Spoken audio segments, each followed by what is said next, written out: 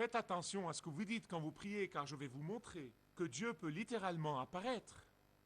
Dieu peut littéralement apparaître comme une réponse directe à votre prière. Donc, au milieu de la terreur, dans la nuit noire,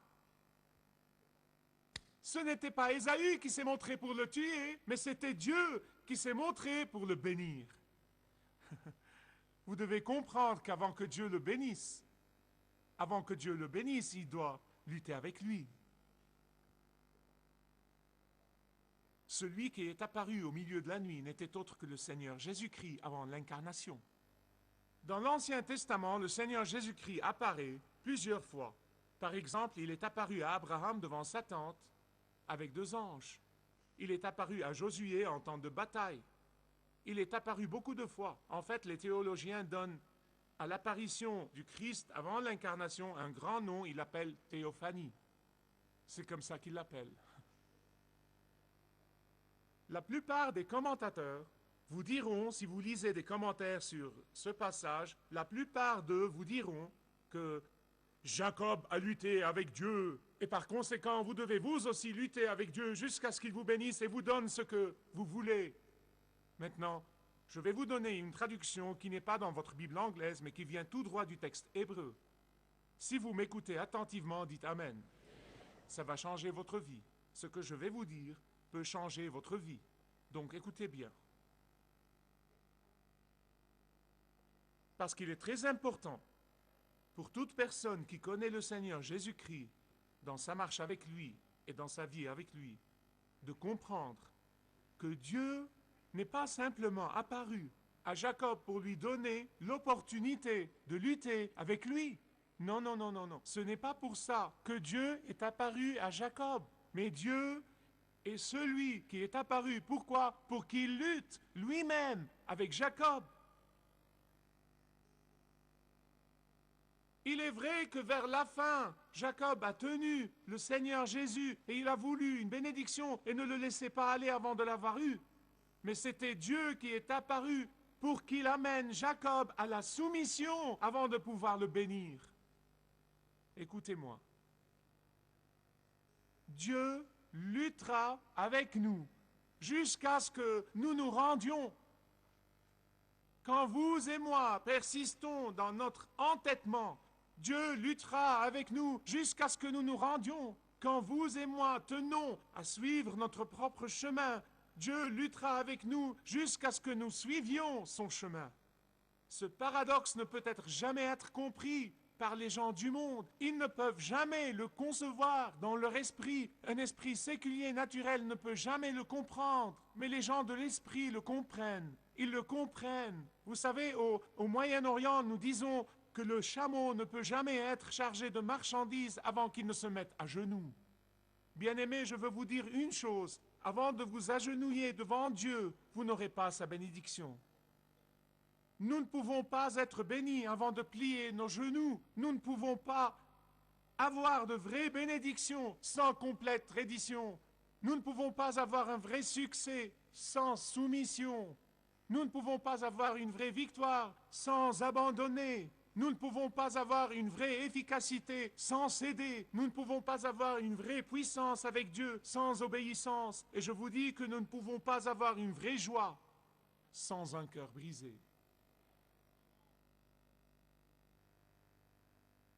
La cause du tremblement, la nécessité de lutter. Troisièmement, la bénédiction de s'attacher.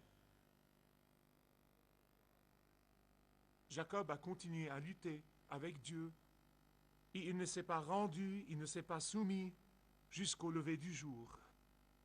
Et parce que Dieu ne voulait vraiment pas que Jacob puisse le voir face à face,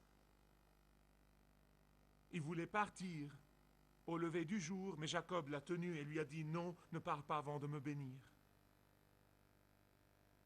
Vous voyez, bien-aimés, écoutez-moi. Jacob savait que Dieu, en fait, luttait avec lui pour son bien, pour son propre bien, pour sa propre bénédiction, pour son propre avancement, pour son propre épanouissement. Et donc il s'accroche à Dieu. Mais Dieu voulait que Jacob apprenne ceci. Il voulait qu'il sache que toute sa lutte contre l'homme ne l'avance à rien. Maintenant, il doit lutter avec Dieu jusqu'à ce qu'il se rende. Et là, il s'accroche au Christ pour une bénédiction. Mais le Christ n'allait pas le bénir avant qu'il ne se rende.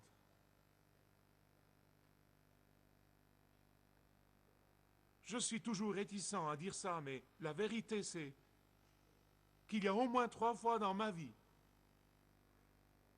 où Dieu a lutté avec moi jusqu'à ce que je perde et Dieu gagne. Une fois, Dieu a lutté avec moi quand j'essayais de fuir son appel sur ma vie pour le ministère. Et Dieu a gagné et moi j'ai perdu et ma vie même a été épargnée. Écoutez-moi bien, vous, avec qui Dieu lutte, écoutez. Qu'il lutte avec vous à cause d'un péché dans votre vie, ou bien qu'il lutte avec vous parce que vous êtes déterminé à suivre votre propre chemin, qu'il lutte avec vous à cause de la voie que vous avez prise et qui est contre sa volonté, qu'il lutte avec vous à cause d'une liaison qui veut que vous laissiez tomber, quelle que soit la cause de la lutte de Dieu avec vous, c'est entre vous et lui. Mais je vous promets ceci, votre bénédiction, ou peut-être même votre vie, exige que vous soyez battus par Dieu.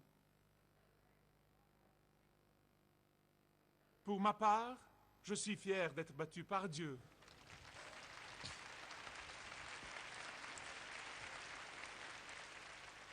La cause du tremblement, la nécessité de lutter, la bénédiction de s'attacher. 4e, la puissance de boiter.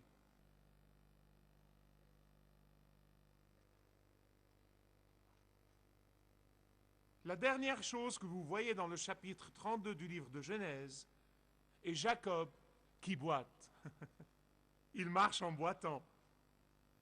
Voilà l'homme qui a planifié, qui a comploté, qui a organisé, qui se croyait vainqueur, et le voilà qui boite. Ça s'appelle le boitement puissant. Boitement puissant. Vous savez pourquoi? Vous savez pourquoi? Parce que c'est un boitement qui a rendu Jacob petit et Dieu grand et puissant.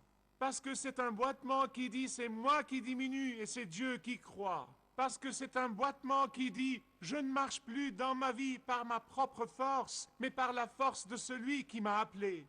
Parce qu'il dit je boite parce que dorénavant je ne suis plus Jacob, le Seigneur m'a appelé Israël.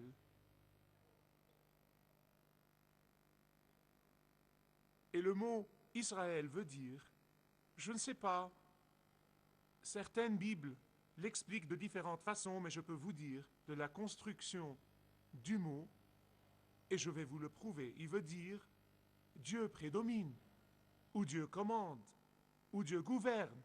Faites votre choix. Vous voyez, nous avons le mot Dan, Yel, qui veut dire Dieu juge, Samuel, Dieu entend. Et ici, Israël, Dieu prédomine. Bien-aimé, Dieu prédominera toujours. Et donc le discours de Churchill, nous ne nous rendrons jamais. Et juste, quand vous combattez la chair, quand vous vainquez le péché et la tentation, quand vous êtes dans une guerre spirituelle contre le diable, tout ça est bon, même avec nos ennemis physiques. C'est important de ne jamais céder sur ces points. Mais lorsqu'il s'agit de la lutte de Dieu avec nous, notre réaction doit toujours être la reddition. Car je peux vous dire que le vrai succès dans la vie ne viendra pas avant que vous vous rendiez. Car la vie éternelle ne sera pas vôtre avant que vous vous rendiez à Jésus-Christ et acceptiez son règlement pour vous sur la croix. Votre joie et votre marche avec le Seigneur ne viennent pas de la religion et des églises et de l'ecclésianisme et des rituels. Non, non, non. Ils ne viennent que de votre reddition. Si vous désirez connaître Dieu d'une manière personnelle, demandez le livret « Retrouvez la joie que vous avez toujours désirée » et vous pourrez découvrir l'amour de Dieu pour vous et apprendre comment expérimenter son pardon.